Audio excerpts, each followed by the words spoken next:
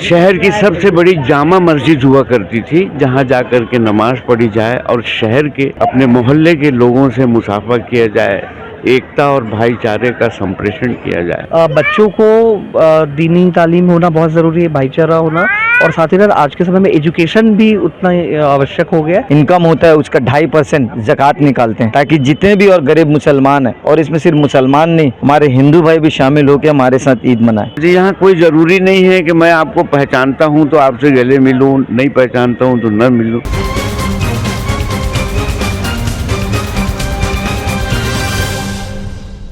पूरे देश में आज ईद का त्यौहार बड़े ही धूमधाम से मनाया जा रहा है। आपको बता दूं, मैं अभी मौजूद हूँ राजधानी रायपुर के ईदगाह भाटा मैदान में, जहां आज बड़ी संख्या में पूरे मुस्लिम समाज के लोग इकट्ठा हुए हैं, जो ईद का त्यौहार बड़े ही धूमधाम से मना रहे हैं। आपको बता दें, सुबह से ही आज यहाँ हजारों की संख्या में सभी लोग उपस्थित थे। नमाज पढ़ने के बाद, एक दूसरे को गले लगने के बाद, ईद का मुबारकबाद देने के बाद आज मेरे साथ कुछ लोग मौजूद हैं। इनसे कुछ बातचीत करते हैं और जानते हैं कि ये जो ईदगाह भाटा मैदान का जो इतिहास है, कितने साल पुराना है, कब से ये लोग यहाँ आ रहे हैं। अंकल बताएं। ये इतिहास तो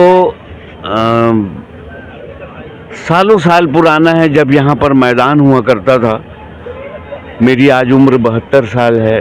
मुझे याद है, मेरे पापा मुझे कांधे पे बिठाल करके मेरी बहन को साइकिल में पीछे रख के, आज मेरी बहन भी ये प्रोग्राम देख रही होगी तो उसे भी याद आएगा कि हमारे पापा हमें यहाँ लेके आते थे। तो ये खाली एक मैदान हुआ करता था और एक संदेश था कि सप्ताह में एक बार अपने घर के पास की मस्जिद में जा कर के अपने घर के आसपास जितने मुस्लिम हैं उनसे गले मिला जाए, उनसे मुसाफा किया जाए और नमाज पढ़ी जाए।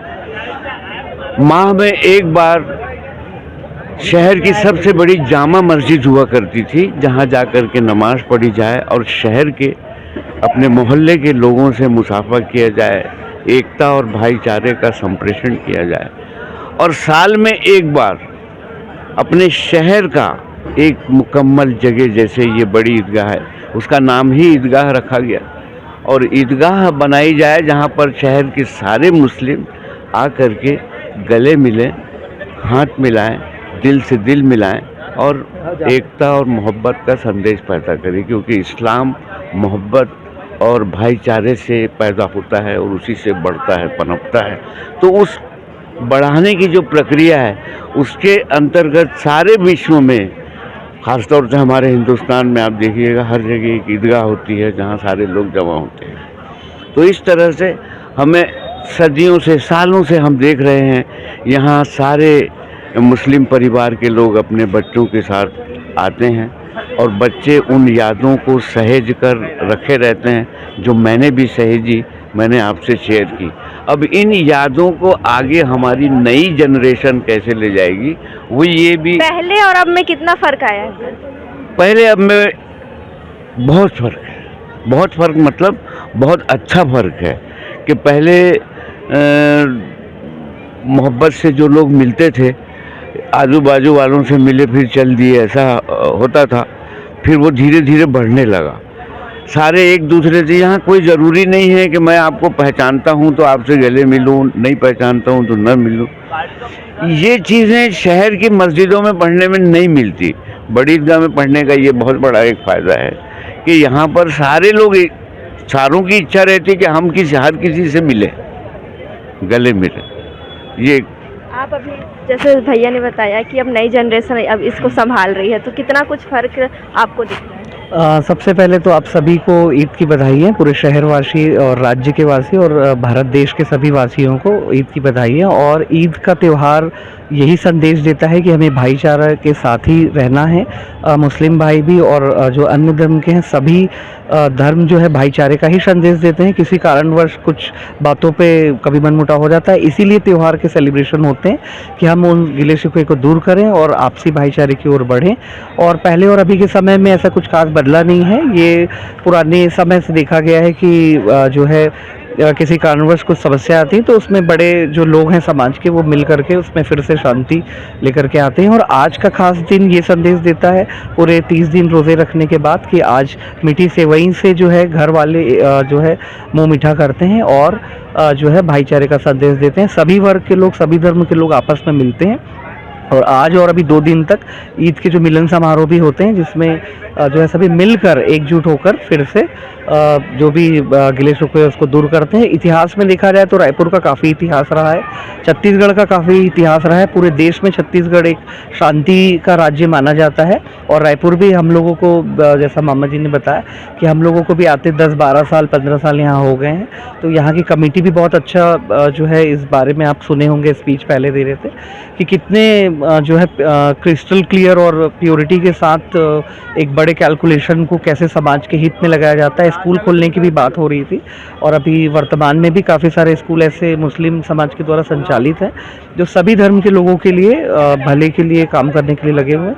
ऑल मुस्लिम वेलफेयर फाउंडेशन भी जो है, जो समय समय पे ब्लड कैंप और समय समय पे आज भी एक बाहर कार्यक्रम चल रहा है जिसमें पेन ईद कलम की का प्रोग्राम चल रहा है, जिसमें ये संदेश दिया जा रहा है कि बच्चों को दीनी तालीम होना बहुत ज़रूरी है, भाईचारा होना, और साथ ही साथ आज के समय में एजुकेशन भी उतना आवश्यक हो गया है। तो इसके लिए ईद कलम की एक कॉन्सेप्ट पे ऑल मुस्लिम वेलफेयर फाउंडेशन का एक प्रोग्राम चल रहा है, जिसमें ये 7 आज छोटे बच्चे जो आप देख सकते हैं जितने हैं, उनको एक कलम दी जा रही है कि वो पढ़ें और जो है वो आगे बढ़ें। देश के भविष्य, जैसे मामा जी ने भी बताया कि ये हैं, इनको बड़े होकर के जो है सब धर्म के लोगों को साथ में लेकर के देश को भी आगे बढ़ाना है, राज्य को भी आगे बढ़ाना है और शहर को भी आगे बढ़ाना है। क्या कुछ दिनचर्या रहता है बच्चों के लिए, कितना खास रहता है अंकल ईद? ये बच्चों ईद जो है, ईद का त्यौहार इसे मुसलमानों का त्यौहार नहीं, ये पूरे विश्व में मनाया जाता है और इसमें कोई धर्म कोई मजहब कोई नहीं। ये क्योंकि एक